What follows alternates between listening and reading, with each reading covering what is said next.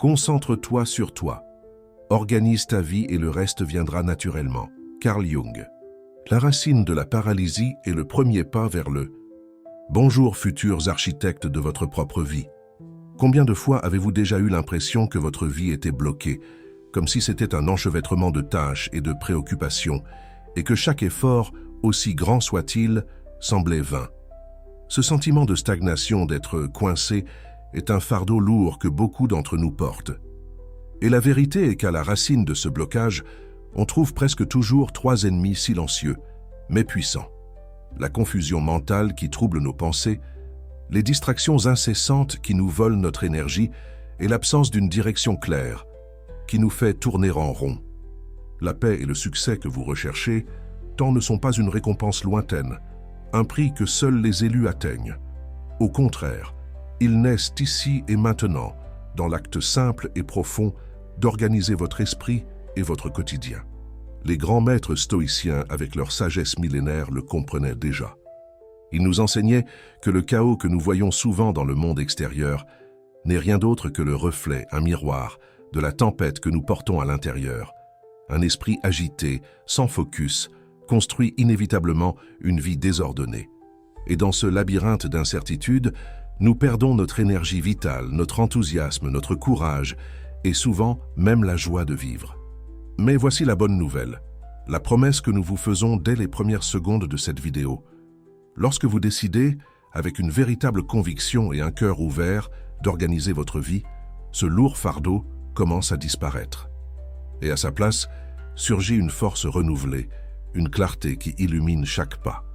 Chaque petite décision que vous prenez, chaque acte d'organisation, devient une brique solide dans la construction de votre confiance en vous, de votre but et de vos réussites.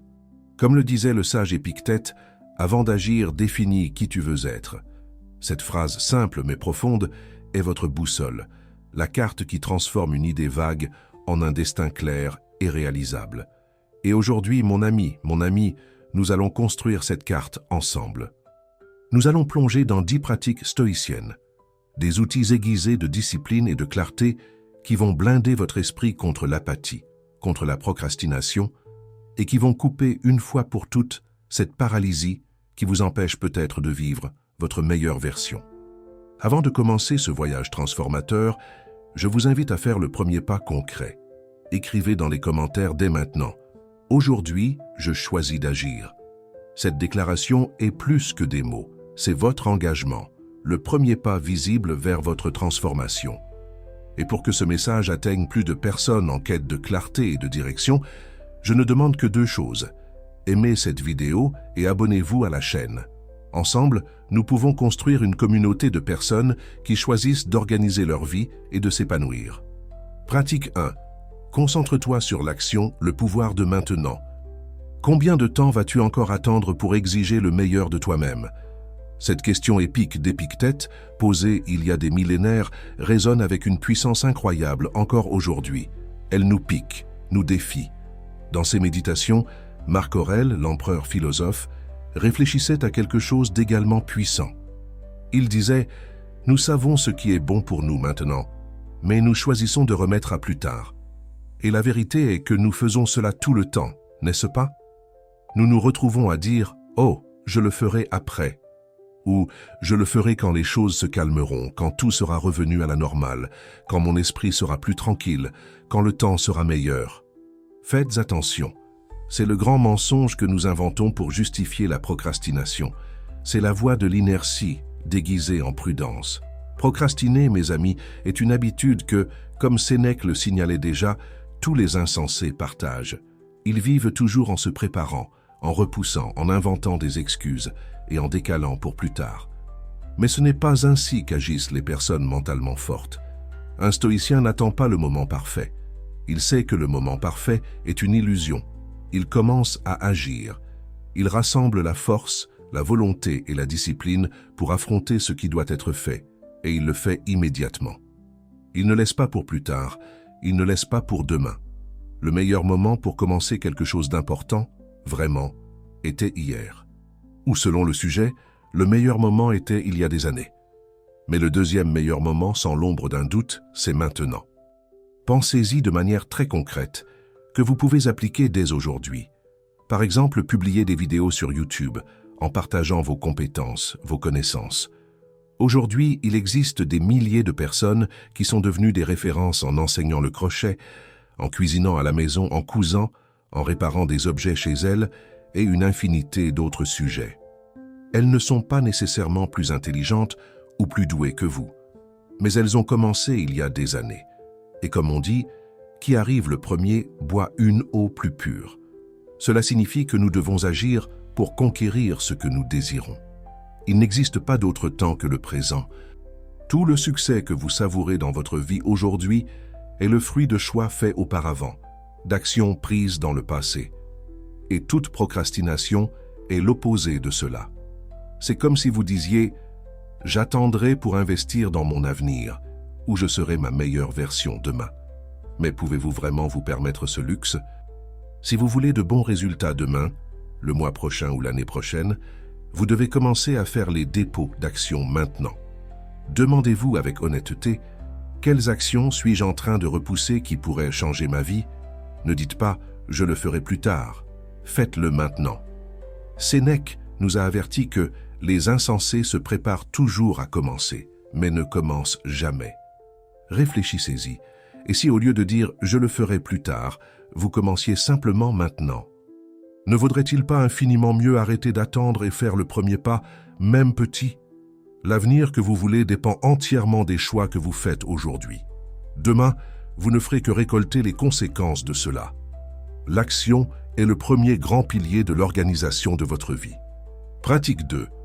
Ayez une concentration inébranlable, l'armure contre le chaos. S'il existe une seule compétence capable de transformer radicalement votre vie dans un monde aussi bruyant et fragmenté que le nôtre, c'est celle de savoir se concentrer. Dans un monde où votre attention est disputée à chaque seconde, par chaque notification, par chaque publicité, par chaque pensée intrusive, la capacité de se focaliser est devenue rare. Et justement pour cela, elle est inestimable, précieuse. Celui qui domine la concentration possède un avantage gigantesque. Il parvient à construire, à avancer, à vivre pleinement le présent. Celui qui ne la maîtrise pas se sent comme quelqu'un qui essaie de remplir un seau percé. Malgré tous ses efforts, tout semble s'échapper entre ses doigts. Marc Aurèle, l'empereur philosophe, affrontait déjà ce dilemme.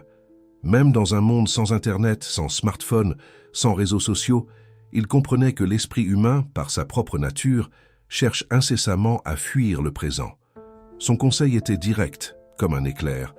Concentre-toi à chaque minute comme un Romain, avec précision, sérieux et justice.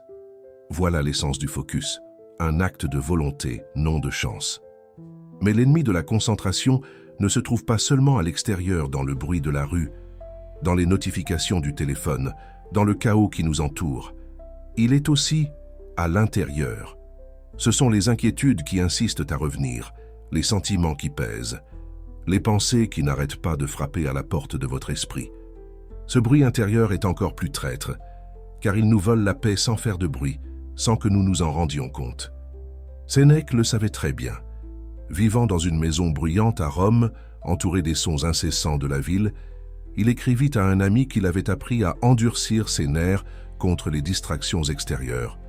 Il disait « Je force mon esprit à se concentrer et j'évite qu'il ne se détourne vers les choses extérieures. Tout l'environnement peut être bruyant et chaotique, mais tant que mon esprit reste tranquille, il n'existe pas de véritable perturbation. » Voyez le niveau d'autocontrôle que nous devons entraîner. Et comprenez, ce n'est pas un don naturel, c'est de la discipline, c'est de la pratique, c'est de la patience, la méditation, l'écriture quotidienne, la réflexion silencieuse et même l'acte de se déconnecter volontairement des distractions sont comme des poids de musculation pour votre esprit. Sans concentration, nous vivons à la surface des choses. Avec concentration, nous plongeons en profondeur, nous découvrons des couches qui auparavant passaient inaperçues. Sans concentration, nous sommes emportés par le vent, instables. Mais avec concentration, nous devenons la racine qui soutient l'arbre, ferme, inébranlable. C'est pourquoi, voici votre défi, votre engagement stoïcien. Pendant les 7 prochains jours, choisissez une tâche simple par jour et consacrez-lui votre attention pleine. Cela peut être d'écrire pendant 15 minutes sans regarder le téléphone, de prendre un repas sans aucune distraction, ou de converser avec quelqu'un en le regardant dans les yeux et sans l'interrompre. Essayez d'être entier, sans vous diviser. Comme Sénèque l'a écrit, aucun bruit ne t'atteint et aucune parole ne t'arrache à ton centre. C'est l'état qui transforme votre vie, et je veux que vous marquiez cet engagement dès maintenant, en écrivant dans les commentaires « Aujourd'hui, je me concentre ». Parce que ce geste symbolique est le premier entraînement pour ce qui peut tout changer. La capacité d'être présent, réellement présent, là où votre vie se déroule. Pratique 3. Défiez vos limites, forgez la résilience. Si nous comparons notre vie d'aujourd'hui à celle d'un roi du XVIe siècle, nous allons constater quelque chose de surprenant. Nous vivons avec plus de confort qu'il n'aurait jamais rêvé. Nous avons de l'eau chaude, des médicaments, de la nourriture en abondance, du confort dans chaque recoin de nos maisons. Mais ce confort a un prix silencieux. Il nous berce, il nous amollit, il nous fait croire que la vie doit être toujours facile, toujours plaisante. Et quand la difficulté apparaît, et elle apparaît toujours, car elle fait partie de la vie, nous nous retrouvons trop fragiles pour résister, pour y faire face. Les stoïciens le savaient déjà. Dans un monde avec beaucoup moins de ressources, ils défendaient l'importance de s'imposer des défis volontaires, d'affronter des inconforts choisis. Pourquoi? Parce que, tout comme le corps a besoin d'entraînement pour gagner en force, l'esprit aussi a besoin d'être endurci, fortifié, pour rester ferme face aux tempêtes de la vie. Pensez-y, un muscle qui n'est jamais utilisé s'atrophie. Il en va de même pour votre courage, votre discipline, votre résilience. Si vous ne vous mettez jamais à l'épreuve, vous restez petit, vulnérable. C'est pour cette raison que nous devons chercher des défis volontairement. Que ce soit affronter le froid sans se plaindre, éteindre son téléphone pendant une journée entière, s'entraîner jusqu'à transpirer vraiment, se lever plus tôt que la paresse ne le permettrait. Pas pour l'inconfort en lui-même, mais parce qu'en le traversant, vous découvrez que vous êtes capable de bien plus que vous ne l'imaginez. Lorsque vous vous exposez à un inconfort choisi, vous envoyez un message puissant à votre subconscient. Je suis capable. Je suis plus fort que je ne le pense. Je peux supporter. Et ce message se traduit par la confiance, la résilience, une capacité élargie à faire face aux défis réels et inattendus de la vie. Imaginez par exemple le guerrier stoïcien qui choisissait délibérément d'avoir froid ou faim pendant un certain temps. Non par masochisme, mais pour se prouver qu'il n'était pas esclave des sensations externes. Il se préparait au pire, pour que le pire, s'il arrivait, ne le trouve pas démuni. Voici donc un défi concret pour vous. Pendant les 7 prochains jours, choisissez une petite difficulté par jour, physique ou émotionnelle, et affrontez-la de front. Cela peut être prendre une douche froide, boire un café sans sucre, jeûner un repas, monter les escaliers au lieu de prendre l'ascenseur. Mais cela peut aussi être demander pardon à quelqu'un, être honnête dans une conversation difficile ou supporter le silence sans se distraire. Ce qui compte, c'est d'entraîner votre esprit à ne pas fuir l'inconfort, à ne pas céder aux premiers signes de résistance. C'est dans cette pratique, dans cet entraînement quotidien, que vous construisez une vraie force intérieure. Parce que, comme l'a dit Theodore Roosevelt, la vie de confort n'est pas celle qu'il faut souhaiter. Ce qui compte, c'est la vie d'effort, de lutte, de risque et de triomphe. Acceptez cet appel. En 7 jours, vous pouvez ressentir dans votre peau, dans votre cœur, la différence de vivre comme quelqu'un qui ne fuit pas l'inconfort, mais qui l'utilise comme un outil de croissance. Et c'est la véritable organisation de votre force intérieure. La connexion entre corps et esprit et la libération des chaînes invisibles. Bienvenue à nouveau, gardien de votre propre essence. Dans la première partie de ce voyage, nous avons commencé à déchiffrer les piliers d'une vie organisée et avec un but, en plongeant dans le pouvoir de l'action immédiate, dans la discipline de la concentration inébranlable et dans le courage de défier nos limites. Maintenant, nous allons approfondir encore plus, en explorant comment notre corps est un temple pour notre esprit, comment nous libérer des chaînes invisibles des vices et comment la raison peut être la boussole la plus fiable dans une mer d'émotions. Pratique 4. Renforce ton corps, renforce ton esprit, le temple de ton être.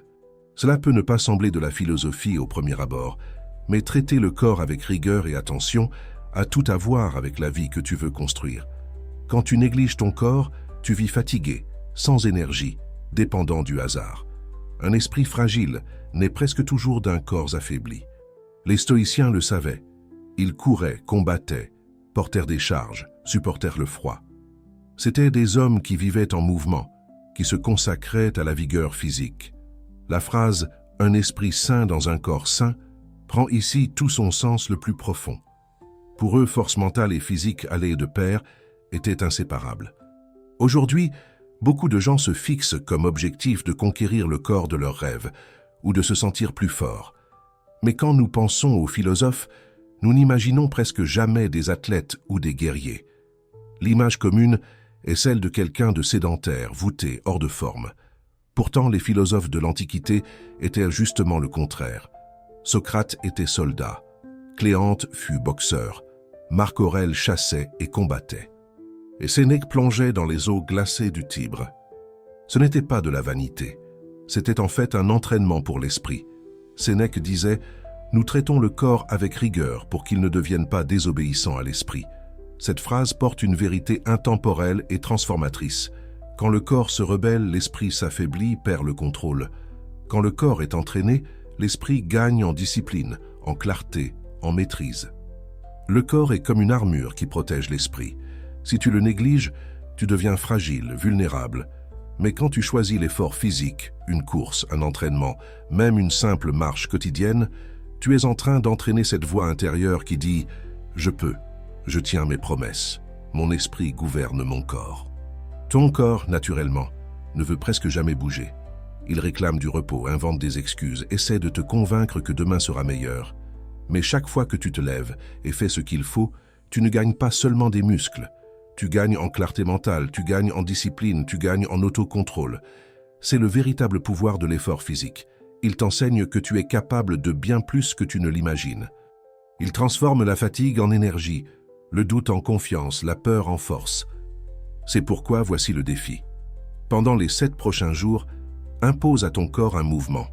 Il peut être le plus simple ou le plus difficile, peu importe. L'essentiel est que tu l'honores comme un pacte avec toi-même, comme un engagement non négociable. Essaie de faire une marche vigoureuse, d'essayer un nouvel exercice, de danser, ou simplement de t'étirer profondément pendant 15 minutes. Chaque fois que tu romps l'inertie et que tu bouges, tu renforces aussi ton esprit. Et à chaque pas, à chaque sueur, à chaque respiration profonde dans cette pratique, tu construiras non seulement des muscles, mais aussi une âme résiliente, inébranlable et prête à affronter n'importe quelle bataille que la vie te présentera. L'auto-soin physique est la base de ta force mentale et émotionnelle. Pratique 5. Brise les chaînes des vices et retrouve ta liberté, le chemin vers l'autocontrôle. Sénèque, avec sa sagesse stoïcienne tranchante, nous défie avec une réflexion puissante. Montre-moi un homme qui ne soit pas esclave. Il observait que même les maîtres d'esclaves portèrent leurs propres chaînes, comme la responsabilité écrasante de maintenir des propriétés et des vies sous leur domination. Pour Sénèque, la véritable servitude n'était pas physique, mais mentale, intérieure. Il disait « L'un est esclave du sexe, un autre de l'argent, un autre de l'ambition. Nous sommes tous esclaves d'une certaine manière, que ce soit de l'espérance ou de la peur. » Le chemin vers la liberté, selon lui, commence par la reconnaissance de ces chaînes invisibles. Et lorsque nous nous libérons de l'esclavage de l'ignorance, des vices qui contrôlent notre esprit, nous devenons vraiment libres. Pense avec moi. Deviens conscient du pouvoir que certaines choses exercent sur toi. Cela peut être le café sans lequel tu penses ne pas pouvoir vivre, la cigarette dont tu as besoin, l'habitude de regarder ton téléphone à chaque instant, l'obsession des jeux de hasard croyant qu'un jour tu vas gagner beaucoup d'argent, ou même le vice de te plaindre, de te victimiser. Tout ce qui domine ton esprit et tes actions a plus de pouvoir sur toi que toi sur toi-même. Si tu n'arrives pas à rester sans faire quelque chose, alors cette chose te contrôle. Et voici le point le plus important. Ce n'est pas l'habitude en elle-même qui te définit, mais la dépendance qu'elle crée. Cette soif, ce désir incessant, est ce qui doit être questionné, affronté. Certains vices peuvent être éliminés complètement. D'autres, malheureusement, reviennent sous de nouvelles formes. Peut-être connais-tu quelqu'un qui a remplacé une dépendance par une autre, qui a cessé d'être esclave de l'une pour se livrer à l'autre. Pour les stoïciens, C'est cette nécessité, ce manque de liberté à s'abstenir, qui génère la souffrance. Tant que tu resteras dans les griffes d'un vice, tu ne pourras pas atteindre la grandeur, la plénitude de ta propre vie. Peu importe l'habitude, même si elle est socialement acceptable, elle ne peut pas gouverner ta vie. Celui qui doit gouverner, c'est toi, ta raison, ta volonté. Cette année, ou mieux à partir d'aujourd'hui, engage-toi vraiment à cesser d'être esclave de ce qui t'emprisonne. Commence maintenant. Ta liberté et ta grandeur en dépendent. Le défi est simple, mais profondément libérateur. Pendant les 7 prochains jours, choisis une habitude qui, tu le perçois, te contrôle, quelque chose dont tu as besoin, et qui, si tu ne l'as pas, te rend anxieux ou irrité. Pendant 7 jours, consciemment, abstiens-toi de cette habitude. Cela peut être le sucre dans le café, faire défiler indéfiniment le fil des réseaux sociaux, ou même l'habitude de vérifier tes emails toutes les 5 minutes. Il n'est pas nécessaire que ce soit un grand vice, mais quelque chose qui te montre où se trouve ta dépendance. En faisant cela, tu ne brises pas seulement une habitude, tu réaffirmes que le contrôle est entre tes mains. Tu entraînes ta volonté, tu renforces ta liberté intérieure. Et chaque fois que tu choisis de dire non, tu deviens plus libre, plus maître de toi-même. Le chemin vers ta meilleure version commence lorsque tu reprends le contrôle de ton propre esprit et de tes propres actes. Pratique 6. Raisonne avant de ressentir. La boussole de la raison. Celui qui n'apprend pas à contrôler ses émotions devient vulnérable. C'est comme un navire sans gouvernail, à la merci des vagues de la mer et des vents étrangers. Et le danger est encore plus grand.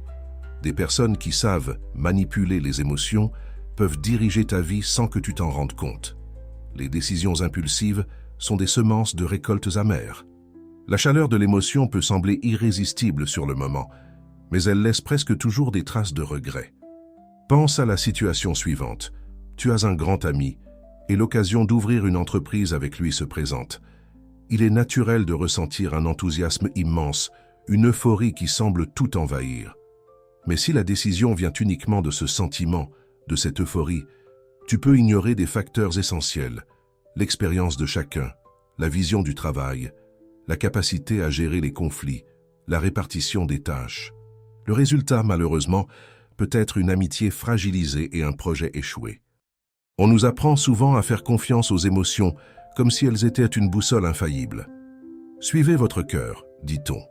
Mais le stoïcisme nous rappelle que la réalité doit être vue avec clarté, sans les lentilles brouillées de l'impulsion. Questionner nos sentiments ne signifie pas les étouffer, mais les équilibrer avec la raison. Et cela, mes amis, ouvre un espace de liberté intérieure que vous n'imaginez même pas. La plupart des publicités que nous voyons aujourd'hui ne vendent pas des produits. Elles vendent une émotion, statut, appartenance, plaisir immédiat. Et nous, souvent, achetons sans même pouvoir expliquer pourquoi. Ce même mécanisme agit dans des choix bien plus importants. Relations, carrière, santé. Imagine une femme endettée qui voit une promotion sur le sac de ses rêves. L'impulsion crie « c'est maintenant ou jamais, vous le méritez ». La raison, en revanche, murmure « ce n'est pas le moment, vous avez d'autres priorités ». Si elle cède à l'émotion, elle s'enfonce encore plus dans les problèmes. Si elle écoute la raison, elle plante la graine d'un avenir plus stable et sécurisé. Pense à celui qui, mû par la colère, répond immédiatement à un message et détruit une relation. Ou à celui qui, dominé par l'euphorie, dit oui à tout et ensuite se noie dans des engagements qu'il ne peut pas tenir. L'émotion lâchée, sans filtre, nous conduit à l'erreur, au regret, à la douleur. Voici l'invitation, la pratique stoïcienne. Mets un filtre rationnel dans tes choix. Il ne s'agit pas d'éliminer le cœur, mais de lui donner une compagnie, un guide, l'esprit clair. Quand la raison et l'émotion avancent ensemble, tes décisions ne sont pas des réactions aveugles, mais des choix conscients, alignés sur tes valeurs les plus profondes. Voici ton défi pratique. Pendant les 7 prochains jours, avant toute décision importante, cela peut être quelque chose de simple comme ce que manger ou quelque chose de plus complexe comme un achat, accorde-toi un temps de pause. Demande-toi, si je n'étais pas envahi par cette émotion, que ce soit l'enthousiasme, la colère, la peur, etc., ferais-je encore ce choix? Écris la réponse, même si c'est mentalement. Cette habitude simple peut éviter des chutes profondes et ouvrir un espace pour des décisions qui construisent et non qui détruisent ton avenir, Souviens-toi, l'émotion est le feu qui impulse, mais la raison est la main qui tient la torche. Seuls, l'un et l'autre aveugles. Ensemble, ils éclairent le chemin. Et c'est la véritable sagesse de l'organisation de ta vie. La forge de l'estime de soi et le pouvoir libérateur du pardon. Oh. Incroyable, n'est-ce pas? Nous avons déjà bien avancé dans ce voyage de connaissance de soi et d'organisation. Dans la deuxième partie, nous avons appris l'importance vitale de prendre soin de notre corps comme base d'un esprit fort. Nous avons découvert les pièges des vices qui nous volent notre liberté et nous avons compris comment la raison peut nous guider à travers les tempêtes émotionnelles. Maintenant, dans cette troisième et dernière partie, nous allons forger une estime de soi inébranlable, comprendre le pouvoir transformateur du pardon et enfin réaliser que le vrai changement commence en nous, dans notre attitude. Pratique 7. Construis ta valeur intérieure, la forteresse de l'authenticité. Rien n'est plus fragile que de dépendre de l'admiration des autres pour construire sa propre valeur. Si ta valeur naît des applaudissements extérieurs, tu vivras pour toujours comme un esclave, une marionnette des opinions d'autrui. Aujourd'hui célébré, demain oublié. Sénèque nous avait déjà averti avec une clarté cristalline, celui qui cherche l'approbation d'autrui place son bonheur entre les mains des autres. Et c'est exactement ce qui se passe lorsque nous permettons aux éloges ou aux critiques de définir qui nous sommes, de définir notre essence. Dès l'enfance, nous sommes conditionnés à croire que nous n'avons de valeur que lorsque nous plaisons, lorsque nous répondons aux attentes extérieures. Quand un enfant est félicité uniquement pour ses bonnes notes, il apprend à se voir à travers son bulletin.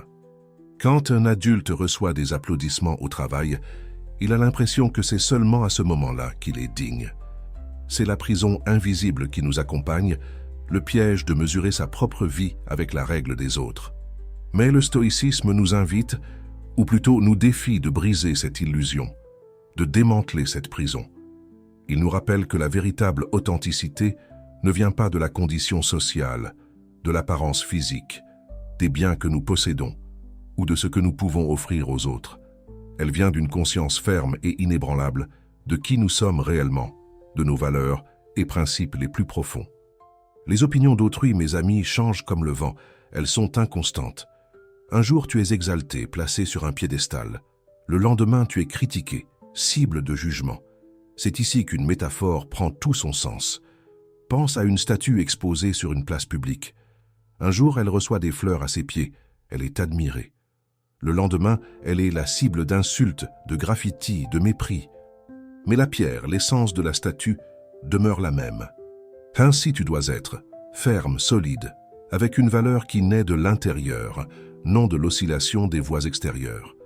Construis ton mérite par ce que tu fais, par le caractère que tu montres chaque jour, par l'effort que personne ne voit, par tes choix éthiques, même quand personne ne regarde. Le vrai bonheur le plus durable surgit lorsque tes actions sont alignées sur ta nature la plus authentique, lorsque tu fais ce que tu considères juste et correct, même si personne ne te regarde ou ne t'applaudit. Ne permets pas que l'opinion d'autrui dicte ta valeur. Le monde changera, les gens changeront, mais toi, tu dois être le rocher qui demeure, inébranlable. Et je te propose un geste symbolique, mais profondément puissant. Écris dans les commentaires dès maintenant. Ma valeur vient de moi. Car à partir de ce moment, tu cesses d'être l'otage des voies extérieures et tu commences à construire la forteresse que personne ne peut abattre. La confiance en toi, la véritable estime de soi. Comme l'a dit Ralph Waldo Emerson, être soi-même dans un monde qui tente constamment de faire de toi autre chose est la plus grande des victoires. Et c'est ainsi que tu organises ton âme. Pratique 8. Abandonne l'illusion de la perfection. Avance un pas après l'autre. La recherche obsessive de la perfection peut être un piège mortel pour le progrès. Martha Graham, l'une des plus grandes chorégraphes du XXe siècle, en fit l'expérience de manière douloureuse durant l'hiver de 1931. Après des mois consacrés à une série de danses, elle sentait que son travail n'était pas à la hauteur de sa réputation. Malgré les éloges de ses danseurs et de ses amis, elle ne voyait que les défauts, les imperfections. La frustration était si grande qu'elle en vint à croire que tout l'hiver avait été gaspillé. « J'ai détruit mon année », se lamentait-elle. Ce perfectionnisme étouffant est un destin courant pour les personnes talentueuses. Leurs standards élevés, qui les aident à atteindre l'excellence, peuvent se transformer en une prison créative, un obstacle infranchissable. Comme l'a dit Winston Churchill, le perfectionnisme n'est qu'une autre forme de paralysie. Nous restons coincés dans une résistance qui, au fond, est de la peur. Peur d'échouer, de ne pas être assez bon, d'affronter la vulnérabilité d'exposer notre travail et d'être jugé. Les stoïciens comprenaient bien ce combat. Ils ne prônaient pas la perfection, mais le processus, le progrès. Pour eux, l'excellence venait de l'effort constant pour s'améliorer, un jour après l'autre, un pas à la fois. Épictète, dans l'un de ses enseignements, disait « Est-il possible d'éviter les erreurs? Non.